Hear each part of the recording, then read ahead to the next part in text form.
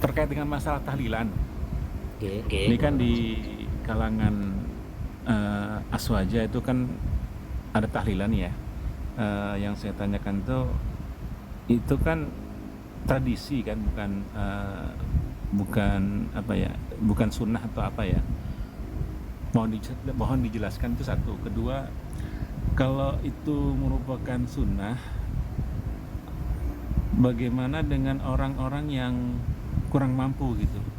Karena kan terkait dengan tahlilan itu kan kita harus menyuguhkan makanan, minuman, yang itu sebenarnya memberatkan sohibul musibah gitu. Mohon penjelasannya ya Kiai. Terima kasih. Assalamualaikum. Oke, mungkin yang ditanya ini apa hukum tahlilan begitu nggih pertanyaannya nggih. Mengingat Ya, kalau ya mungkin kalau seperti itu. dari pertanyaan antum yang kedua, kalau ini memang sunnah bagaimana jika orang yang tidak mampu? Karena memang Ya, kalau masalah urusan ketidakmampuan itu sunnah-sunnah yang lain pun juga tidak wajib untuk dikerjakan atau tidak perlu dikerjakan jika tidak. iya, Misal contoh sedekah, sedekah itu kan juga sunnah. Namun kalau tidak mampu memberi sedekah kan juga tidak perlu dilakukan. Jadi saya rasa itu tidak ada kaitannya dengan tahlilan. Yang hmm, dibahas itu adalah masalah hukum dari tahlilan itu bagaimana begitu nggih. siap. Karena kan begini Kiai, Oke. kalau kita tahlilan kan kita tidak mungkin tidak menyuguhkan makanan atau minuman dalam untuk perundangan gitu. Karena ada kejadian di tempat saya itu sampai mereka, karena dia dari keluarga kurang mampu, sampai harus berhutang untuk melakukan hal itu karena dia nggak mau dibilang tidak tidak sesuai tradisi gitu. Itu bagaimana hukumnya? Oh, jadi begini nggih. Sebelumnya harus kita sepakati dulu bahwa tasoddaq lil mayyit itu sunnah dan itu sampai. Nggih. Ya, kalau itu saya sepakat karena nggak Nah, ada nggih, masalah jika itu. itu sudah nggih, jika itu sudah disepakati bahwa bersedekah untuk mayit dan eh, itu disepakati itu sampai gitu. Jadi itu sunnah Ya, dan itu sampai bersedekah untuk mayit. Jadi pahalanya itu sampai pada mayit dan itu hukumnya sunnah. Nah, baik. sekarang bagaimana jika ada orang yang berhutang demi agar tidak atau menghindari gunjingan dari orang? Betul. Nggih. Begitu nggih pertanyaannya nggih. Ya, ya. Oke. Jadi bagaimana hukum dari kita melakukan kesunahan, semisal contoh bersedekah agar terhindar dari gunjingan atau fitnah begitulah. Agar terhindar dari fitnah. Wah, jangan dulu. Nah, jangan langsung diulti Kang Hasani. Ini kan antum menyalahi aturan diskusi. Ini belum saya minta jawaban. Jadi monggo apakah dari para musawirin sudah cukup jelas dengan pertanyaan atau ada yang ingin diperjelas lagi dari pertanyaan? Saya rasa itu pertanyaannya Ini itu sih. untuk mujawib nggih, untuk Oke. Sail mohon dimatikan mic-nya. Baik. Monggo apakah sudah cukup jelas dengan pertanyaan bagaimana kita eh, sampai berhutang untuk melakukan suatu perkara yang tadi sudah disepakati bahwa itu sunnah, bahwa bersedekah untuk orang yang sudah meninggal itu sunnah. Lalu bagaimana jika kita itu semisal sampai berhutang demi untuk terhindar dari gunjingan atau gibahan orang lah begitu, agar terhindar dari gunjingan kelompok tradisi yang ada di suatu daerah begitu. Mohon menjawab, Kang Santri. Oke, monggo. Gini, menurut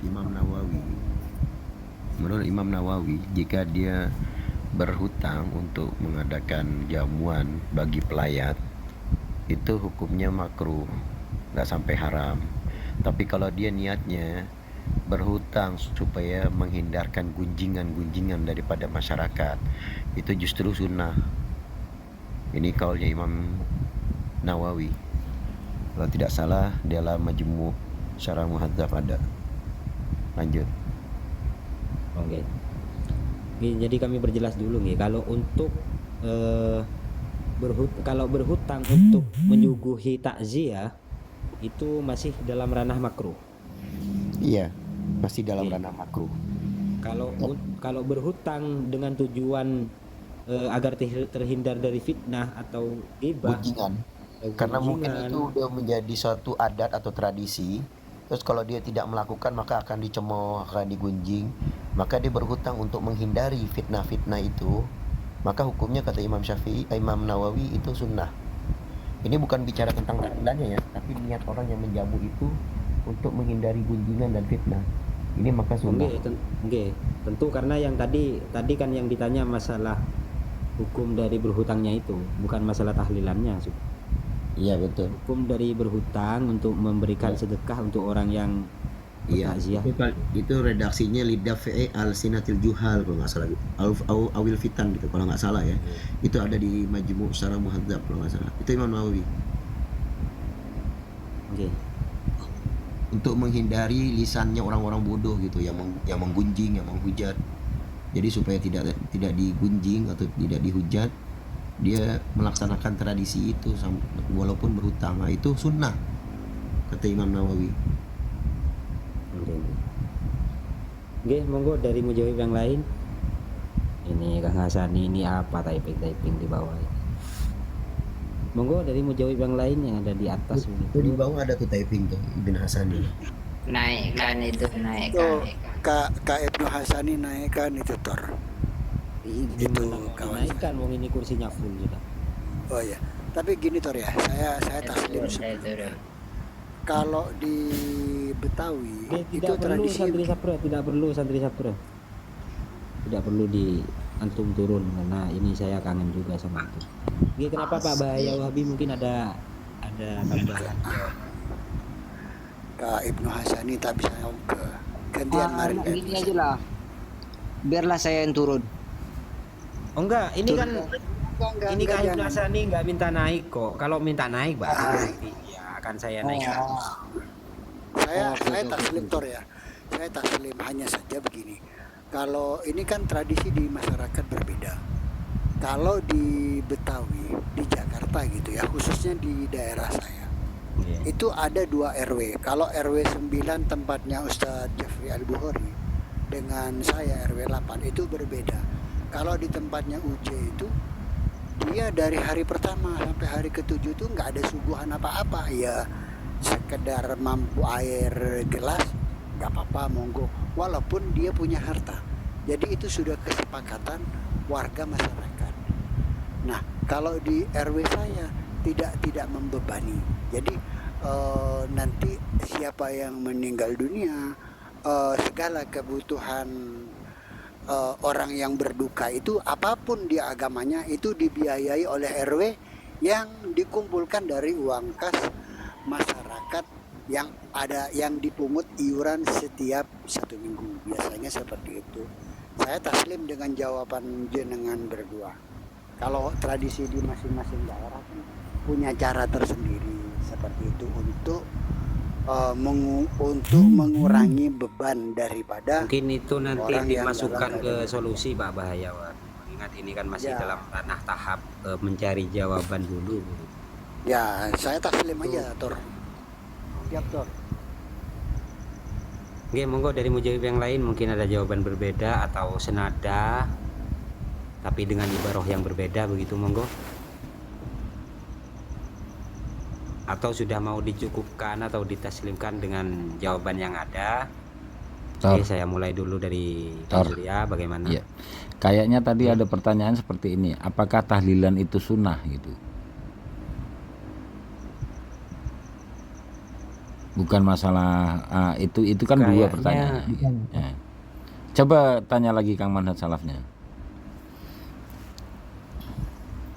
Gini, kalau tadi kan sudah dijawab kalau terkait dengan tahlilannya kan hukumnya sunnah. Cuman terkait dengan tahlilan itu kan kita mengundang para jamaah, para masyarakat untuk melakukan tahlilan di rumah shahibul musibah. Nah, dan shahibul musibah kan tidak mungkin untuk tidak menyuguhkan minuman atau makanan terkait dengan hal itu.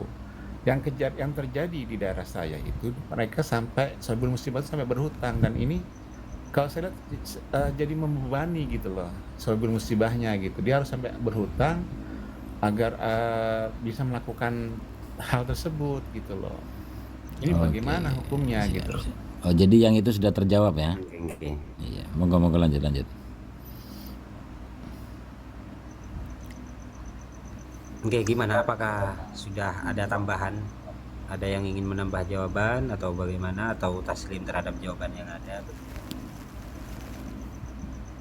Saya dari Sang Surya, monggo, atau dari lintas Bang Jas, mungkin ada yang ingin menyumbang jawaban. Ya, taslim menurut saya. Ya. Oke. Mungkin dari yang lain, apakah sudah mau taslim? Yang turun dulu tuh. Saya setuju dengan pendapatnya Samudra Pasifik. Oke. Mungkin ada jawaban lain atau senada dari ibarah yang berbeda mungkin, walaupun senada, atau dari kitab yang lain begitu.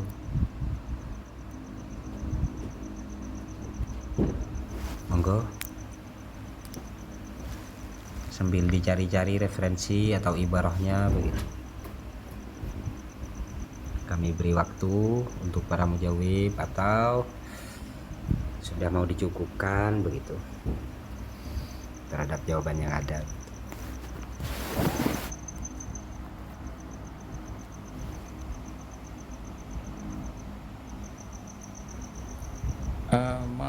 Mohon maaf begini, yang saya tahu dalam hadis Rasulullah itu pada saat keluarga Ja'far itu meninggal, Rasulullah itu menyuruh para sahabatnya untuk bawa makanan ke rumahnya Ja'far agar untuk mengurangi istilahnya ya, mengurangi beban dari keluarga Ja'far. Dan ini kan yang kalau kita melakukan ini jadi hal sebaliknya gitu loh. Sohibul musibah harus menyuguhkan makanan dan minuman untuk para takziah gitu. Apakah ini tidak bertentangan dengan hadis Rasulullah? Justru Rasulullah kan menyuruh para sahabatnya untuk membawa makanan gitu. Izin begini, Kak, ya dengan salah. Begini ya terkait itu. Ini sambil menunggu jawaban atau sambil menunggu para mujawib yang lain untuk mencari referensi. Terkait ini saya hanya berbincang-bincang sambil menunggu jawaban dari para mujawib. Ini saya hanya berbincang dengan Pak Mulyaman Harsalam ini. Begini ya, terkait tahlilan, terkait tradisi tahlilan itu, atau terkait kita saat membahas tahlilan itu ada dua pandangan, ada dua sudut pandang yang harus kita juga pertimbangkan bersama. Jadi pertama dari sudut pandang takziah, orang yang bertakziah, lalu sudut pandang dari orang yang berduka. Nah, kalau dari sudut pandang yang mau bertakziah, tentu kita harus menggunakan dalil tersebut. Dalil yang dimana hadis yang antum membacakan tadi, bahwa isna'u li ali Ja'farin to'amun. Jadi buatkanlah keluarga si Ali Ja'far itu makanan karena dia sedang berduka. Nah, itu untuk kita yang posisinya itu ingin bertakziah tentu menggunakan dalil tersebut. Nah, adapun jika kita semisal yang di posisi sohibul hajah, sohibul musibah, tentu tidak elok jika kita juga pakai dalil itu lalu meminta-minta, semisal sampai meminta-minta kalau kita pakai dalil itu, mana sumbangan kalian, mana kue-kue kalian, mengingat ini kan perintah Rasulullah. Tentu kalau dari kita, dari yang sohibul musibah, tentu kita harus pakai dalil yang lain, bahwa suatu hari ketika ada sahabat yang meninggal, lalu Rasulullah itu menguburkan jenazahnya, lalu keluarga si ahli mayit itu mengundang Rasulullah setelah dari pemakaman, diundang ke rumahnya, lalu oleh tuan rumah disuguhi makanan. Nah, lalu Rasulullah dan para sahabat itu memakan begitu. Nah, itu untuk tuan rumah kita harus pakai pakai dalil itu gitu. Karena sekarang itu banyaknya salah faham terhadap amaliyah orang lain lalu mudah untuk dihukumi bid'ah, gara-gara kita itu dalam menghukumi amaliyah orang lain salah dalam menerapkan dalil begitu. Dalil yang khususnya untuk yang dari sudut pandang yang lain ditembakkan pada sudut pandang yang lainnya. Semisal contoh, orang yang bertamu dan orang yang ditamui. Jadi ada tamu dan tuan rumah. Si tamu itu harus berprinsip tamu itu seperti mayit, lalu si tuan rumah harus punya prinsip bahwa tamu itu adalah raja. Nah, itu keliru kalau nanti salah penerapan prinsip. Semisal si tamu berprinsip bahwa tamu itu adalah raja yang harus dihormati, ya repot, kacau nanti jadinya. Nggak jadi diskusi, nggak jadi silaturahminya. Atau si tuan rumah berprinsip bahwa tamu itu seperti mayit, harus mengikuti kemauannya, atau mayit itu tidak punya kehendak, harus yang punya kehendak itu tuan rumah. Jadi repot juga kalau salah seperti itu. Jadi sama halnya dengan membahas sebuah tahlilan. Tahlilan itu juga ada dua sudut pandang yang harus kita bahas. Sudut pandang dari pentakziah atau takzin, lalu sohibul musibah. Kalau dari sohibul musibah, kita harus juga banyak dalil-dalil yang justru oleh Rasulullah dianjurkan bersedekah untuk mayit. Begitu. Jadi repot kalau dalil ini ditembakkan dari sudut pandang yang sebelahnya. Izin menjawab. Moderator. Oke, monggo. Nah, yang siapa tadi itu? Mulia dengan salaf. Itu tadi yang dijawab oleh Ustadz moderator tuh udah cetoran banget gitu. Jadi kita jangan salah memahami dalil, jangan salah memahami maqasid ahkam, jangan salah menerapkan satu narasi gitu. Kayak tadi udah dijelaskan seperti pembeli itu adalah raja. Ini untuk siapa maqasidnya, tujuannya ke siapa ini narasi ini? Kepada penjual. Jadi menganggap ini pembeli adalah raja. Kalau dia nawar ini itu jangan tersinggung. Tapi kalau diterapkan yang salah, pembeli itu adalah raja, diterapkannya kepada si pembeli, besok dia beli barang-barang tanpa bayar karena dia merasa raja. Nah, inilah salah penerapan. Tadi hadis isna'u li ali Ja'far ta'aman itu untuk para tetangga. Untuk para tetangga, kalau dia tidak membantu orang yang lagi berduka, itu kena dosa itu. Karena ini anjuran Nabi diabaikan. Terus kita tidak seolah-olah satu tubuh yang sama atau satu bangunan yang sama. Kalau yang satu lagi kesedihan, harusnya kita sama-sama ikut sedih, ikut berduka, membantu kesedihannya. Untuk dihibur. Tidak memberikan makanan, tidak bertakziah, itu justru salah. Nah, itu hadis yang tadi untuk para tetangganya. Adapun hadis yang tadi disampaikan oleh pihak Ustadz moderator yang Nabi pernah makan di tempat rumah duka, itu juga jadi landasan juga untuk si yang rumah duka itu. Karena ini sunnah dari Rasulullah SAW pernah makan di tempat rumah duka. Itu hadisnya ada, kalau nggak salah riwayat Abi Dawud. Nomor hadisnya kalau nggak salah 3233 kalau nggak salah ya. Terus juga ada lagi hadis ya, di mana baginda Rasulullah SAW menganjurkan gitu untuk bersedekah kepada orang yang telah meninggal di antara kita. Tasaddaqu li anfusikum wa ala mautakum walau bisurbatin min ma'in. Terus panjang tuh hadisnya. Kalau tidak bisa juga bacakan Al-Quran. Kalau tidak bisa juga maka berdoa untuk supaya diberikan ampunan dan sesungguhnya Allah menjanjikan bakal diijabah doa-doanya itu. Nah, ini kan Rasulullah menganjurkan supaya tasaddaqu li anfusikum wa ala mautakum walau bisurbatin ma'in. Bersedekahlah kalian untuk diri sendiri ya, dan juga untuk mayat-mayat atau jenazah-jenazah yang telah jenazah-jenazah di antara kalian walaupun dengan seteguk air. Nah, ini kan anjuran untuk menyuguhi para pelayat itu ya, secara tidak langsung ya, anjuran untuk menyuguhi para pelayat itu dengan suguhan walaupun dengan seteguk air yang mana diniatkan pahalanya untuk si mayit gitu. Nah, ini baru benar memahami dalil dan maqasid dalilnya diterapkan untuk itu, betul. Nah, kalau tadi itu nggak nyambung, gagal dalam memahami maqasid dalil atau adillah. Jadi justru dalil yang anjuran untuk saling membawakan makanan untuk di rumah duka itu malah dijadikan hujah untuk tidak membuat suguhan. Nah, ini tabrakan antara dalil yang tadi dengan dalil yang lain, antara dalil yang orang untuk membantu orang rumah duka dengan untuk si rumah duka menyuguhkan makanan. Padahal ada sunnahnya, ada anjurannya. Ini jadi tabrakan, akhirnya jadi nggak benar. Kenapa ini? Karena salah memahami maqasid adillahnya itu. Nah, jadi untuk menyuguhkan makanan, kadang-kadang itu juga makanan yang dibawa oleh orang tetangga-tetangga itu kadang-kadang bertimbun-timbun berlebihan untuk si ahli mayit. Makanya dalam fatwanya Bimbas di Majmu' Fatwanya kalau nggak salah jilid 3 halaman 300-an itu dikatakan boleh menyuguhkan makanan kepada pelayan karena boleh jadi makanan yang terkumpul dari para tetangga itu menjadi terlalu banyak untuk ahli mayit, takut terbuang-buang. Kira-kira begitu fatwanya dari Bimbas. Monggo lanjut.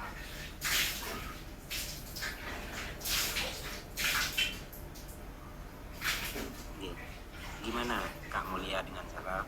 Apakah masih ada yang kejam? Ya, baik. Kayak saya melihat begini, Ustaz.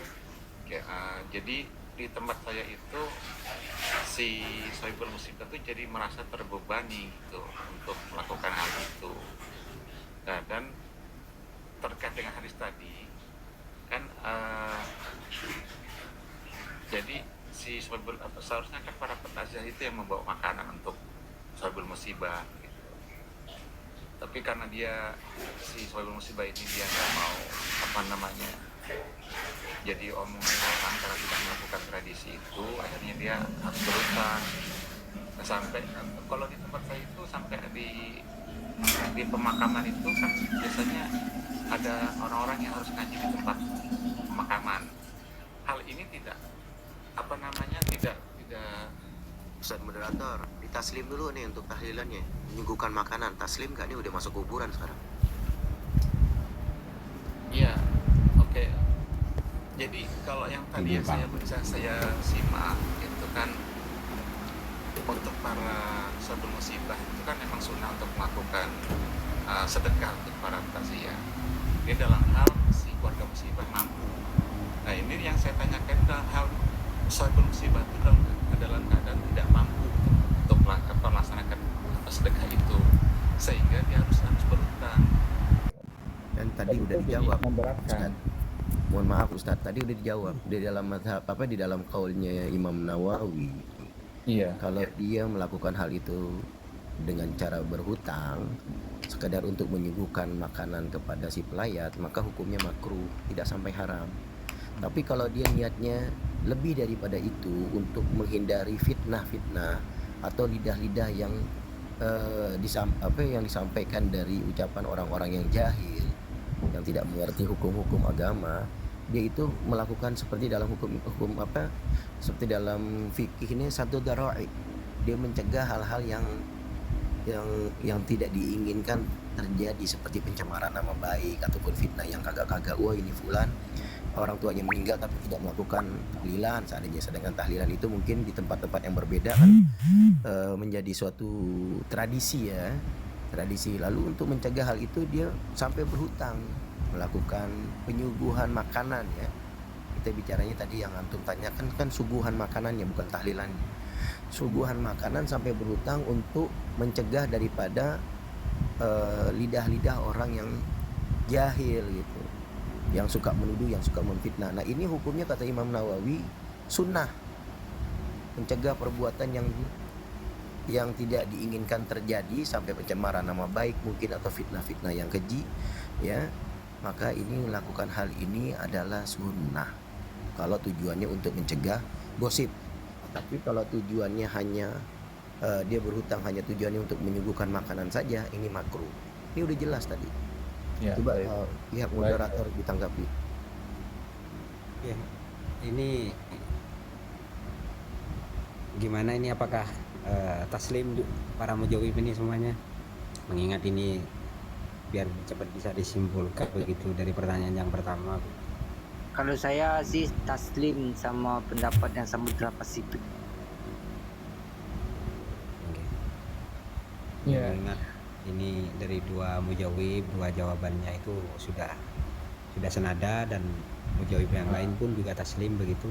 Jadi mengingat boleh kami simpulkan bahwa hukum dari berhutang hukum dari berhutang bagi keluarga si mayit itu ditafsil menjadi dua. Yang pertama, tafsilan yang pertama adalah jika berhutangnya itu dengan tujuan hanya untuk menyuguhkan makanan, maka hukumnya nanti Kang Hasan. Maka hukumnya makruh.